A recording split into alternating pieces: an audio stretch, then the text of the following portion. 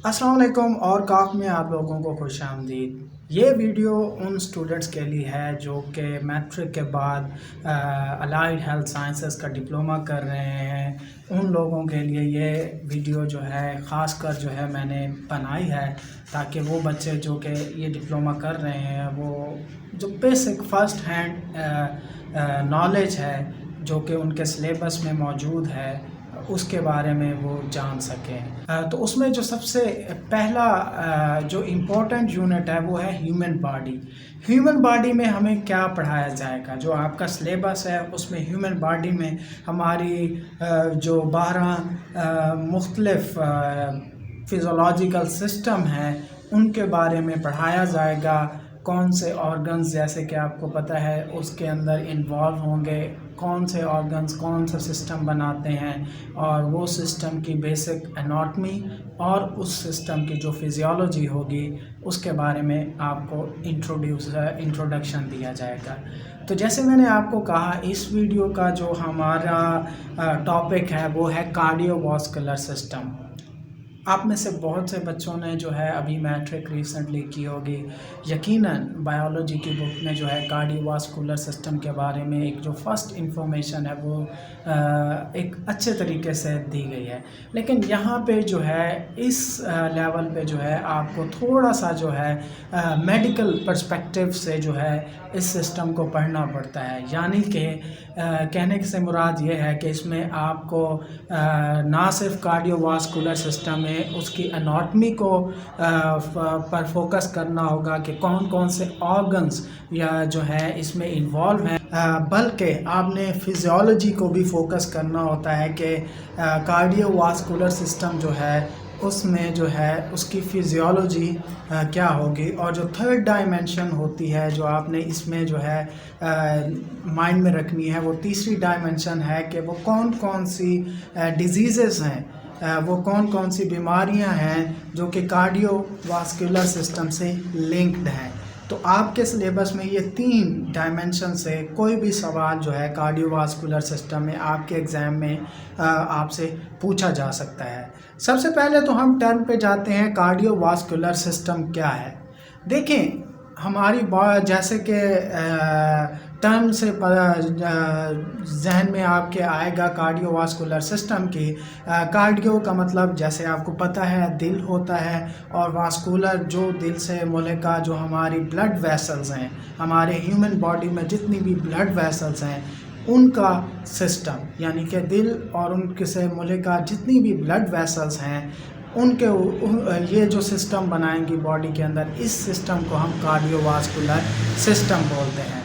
अब डिटेल में अगर जाएं, हम एनाटॉमी में जाएं तो कार्डियोवास्कुलर सिस्टम में सबसे मेन ऑर्गन जो वो इन्वॉल्व है वो है आपका हार्ट में आपने उसकी एनाटॉमी पढ़नी है।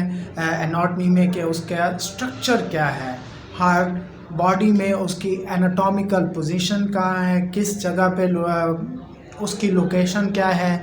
इसके अलावा जो है हार्ट के बेसिक स्ट्रक्चर्स में चैम्बर्स, जो हार्ट के 4 चैम्बर हार्ट होता है ह्यूमन बॉडी में, उसके वो चैम्बर्स के बारे में डिटेल आपने एनाटॉमिकली रिप्रेजेंट करनी होती है। इसके अलावा जो उससे वेसल्स निकलेंगी और जो वेसल्स ब्लड उसके अंदर एम्प्टी करेंगी, ठीक है ना, वो कौन कौन सी वेसल्स होंगी। ठीक है, वेसल्स आपको पता है 2 तरह की डिवीज़न हम उसकी करते हैं। एक तरह की वेसल्स को आर्टरीज बोलते हैं जिनका काम होता है बॉडी के अंदर ऑक्सीजनेटेड ब्लड को, ये हम बाद में बताएंगे कि ऑक्सीजनेटेड और डीऑक्सीजनेटेड ब्लड क्या होता है, उस ऑक्सीजनेटेड ब्लड को बॉडी में जो है प्रोवाइड करती हैं ब्लड। और जो दूसरी वेसल्स होंगी उनको हम वेन्स कहते हैं। इनका काम क्या होता है, जो ब्लड जो बॉडी में आफ्टर सेलुलर रेस्पायरेशन जो हमारे एक्सक्रीटरी प्रोडक्ट्स होते हैं या वेस्ट मटेरियल आप कर लें, वह जो इस तरह के मॉलिक्यूल्स होते हैं उनको जो है वो ब्लड में लाके फिर दोबारा हार्ट में और फिर हार्ट से जो है फिर उसको फ़िल्टर करने के लिए भेज दिया जाता है लंग्स में, और लंग्स से ऑक्सीजनेट होके वो ब्लड नीचे आ जाता है। तो ये फंक्शन था वेन्स का। आर्टरीज और वेंस के दरमियान में जो एक इंटरमीडिएटरी रोल होता है, जो जंक्शंस होता है, जो ट्रांजिशन जोन होती है, उन वेसल्स को हम कहते हैं कैपिलरीज। ठीक है जी। कैपिलरीज का क्या काम होता है? ये इंतहाई बारीक होती हैं जहाँ से ऑक्सीजनेटेड और डीऑक्सीजनेटेड ब्लड्स जो होते हैं वो इनका एक दूसरे में वो हो रहा होता है कंजुगेशंस। इनका जो है इंटरमीडिएटरी रोल होता है। ये तो हो गई इसकी बेसिक स्ट्रक्चर्स की बात। फिजियोलॉजी की बात अगर हम कह दें तो फिजियोलॉजी में आपने यही पढ़ना है कि सबसे पहले तो कार्डियोवास्कुलर सिस्टम में ब्लड की कंपोजिशन क्या होगी, क्योंकि आपको पता है मेजर कंपोनेंट जो है ब्लड में कार्डियोवास्कुलर फिजियोलॉजी में तो वो है ब्लड में कंपोजिशन में आपने उसको कंपोजिशन पढ़नी है। फॉर एग्जांपल जैसे ब्लड की कंपोजिशन में आपको पता है मिनरल्स और साल्ट्स होते हैं, इसके अलावा प्लाज्मा होता है, और जो बेसिक थर्ड चीज़ है वो होती हैं प्रोटीन्स में फिर आगे ब्लड सेल्स होते हैं, जैसे कि सबसे ज़्यादा मिकदार में जिनकी तादाद होती है रेड ब्लड सेल्स, फिर उसके बाद वाइट ब्लड सेल्स, और उसके बाद जो है प्लेटलेट्स वगैरह। ये सारा आपको डिटेल में पढ़ना होगा with respect to cardiovascular system, क्या उसकी बेसिक फिजियोलॉजी होती है इनके बनने का, और फिर बॉडी में सर्कुलेशन जो होगी इस ब्लड की वो कैसे होगी। इसके बाद हम बात करते हैं थर्ड चीज़ जो होगी वो होगी जो हम इसकी डिवीज़न कहते हैं सर्कुलेशन की। देखें, आपको पता है कि आपने पहले मैट्रिक में शायद पढ़ा हुआ होगा, आपको पढ़ाया गया कि सिस्टेमिक सर्कुलेशन होगी, इसके बाद पल्मोनरी सर्कुलेशन होती है, इसके बाद कॉर्नरी सर्कुलेशन होती है। तो इसके बारे में मैं थोड़ा सा आपको ज़रा सा ब्रीफ इंट्रोडक्शन देता हूँ कि पल्मोनरी सर्कुलेशन से मुराद हार्ट से जो डीऑक्सीजनेटेड खून जो होता है, आपको पता है पूरी बॉडी से जो आपकी वेन्स डीऑक्सीजनेटेड ब्लड लेके जाएंगी वो एम्प्टी करेंगी into the right portion of the heart. ठीक है, राइट एट्रियम में सबसे पहले जाएगा, और राइट एट्रियम से फिर राइट वेंट्रिकल में, और फिर राइट वेंट्रिकल से जो वो हार्ट जो है ब्लड को पंप कर देता है टुवर्ड्स द लंग्स। ठीक है, जो लंग्स के लेवल पे हम सर्कुलेशन जितनी भी आर्टरीज और वेन्स इन्वॉल्व होंगे इसको हम बोलते हैं पल्मोनरी सर्कुलेशन। ठीक है जी।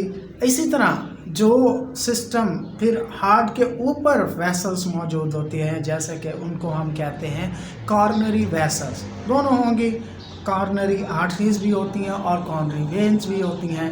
तो ये जो सर्कुलेशन होती है कॉर्नरी थ्रू कॉर्नरी आर्टरीज और कॉर्नरी वेन्स, इसको हम कहते हैं कॉर्नरी सर्कुलेशन। और इस तरह दूसरी जो है सिस्टेमिक सर्कुलेशन, जैसे सिस्टम से आपको मुराद है एंटायर ह्यूमन बॉडी में कहीं पे भी जो ब्लड सर्कुलेशन पूरे सिस्टम को होती है उसको हम कहते हैं सिस्टेमिक सर्कुलेशन। आपको पता है एओर्टा से सारी जो है वो एओर्टा से ब्लड जाता है और फिर सारा जो है वापस जो है बॉडी में कैसे आता है, तो ये है सिस्टमिक। तो ये थी बेसिक कार्डियोवास्कुलर से रिलेटेड बातें, चंद बातें जो इन्फॉर्मेशंस है एनाटॉमिकली, फिजियोलॉजिकली, और फिर जो है मुख्तलिफ पर्सपेक्टिव से आपने इस चीज़ को देखना है, और यही आपके कोर्स में जो है इंक्लूडेड है। आपके जो ये कोर कोर्स है जो पार्ट फर्स्ट जो है आपका 2 ईयर डिप्लोमे का, उसमें ये सारी चीज़ें इसी से पूछी जाएंगी। इसके बाद जो एंड पे चीज़ आपके जो एग्ज़ामिनेशन पॉइंट ऑफ व्यू से इम्पोर्टेंट है वो, जैसे मैंने आपको पहले भी कहा था, कार्डियोवास्कुलर सिस्टम से रिलेटेड डिजीज़ेस हो गए। मिसाल के तौर पर आपको पता है कि हाइपरटेंशन हो गई। हाइपरटेंशन क्या है? हार्ट अटैक, या जिसे हम एंजाइना भी कहते हैं, वो क्या चीज़ है? सही है जी।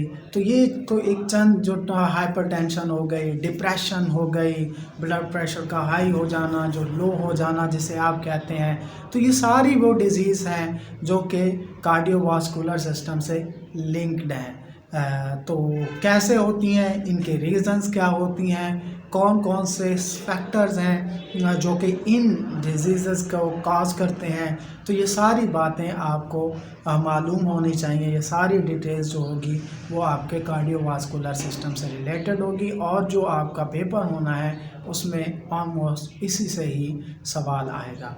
नेक्स्ट वीडियो में इंशाल्लाह मिलेंगे एक और ह्यूमन बॉडी के सिस्टम के साथ। तब तक के लिए मिलते हैं और वीडियो।